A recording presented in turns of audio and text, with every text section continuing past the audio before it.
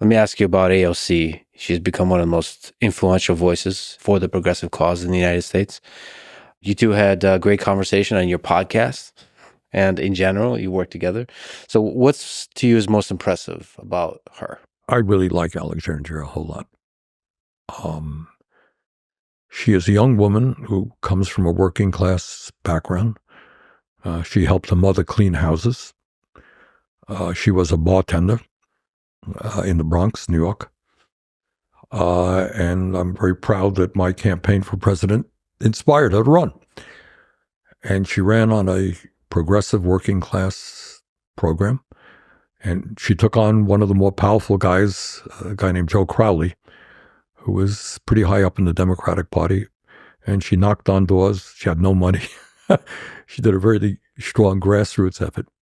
And I appreciate that. So that's number one. I like what she stands for. She's incredibly smart.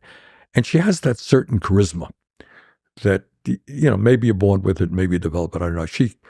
A couple of years ago, she came up here to Vermont to spend some time. She and her partner, Riley, came up. And we were out in the street, and people saw her, and they said, "Oh, Congresswoman," and she just smiled, and she had an approach to people which was beautiful. I mean, it wasn't phony, it was real.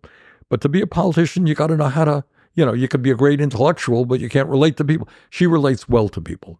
And so I think both from a personality perspective, from an intellect perspective, from an ideological perspective, she helped create the Green New Deal concept, the need to create jobs as we transform our energy system away from fossil fuel, strong advocate for Medicare for all, workers' rights. So I'm a big fan of Alexandria.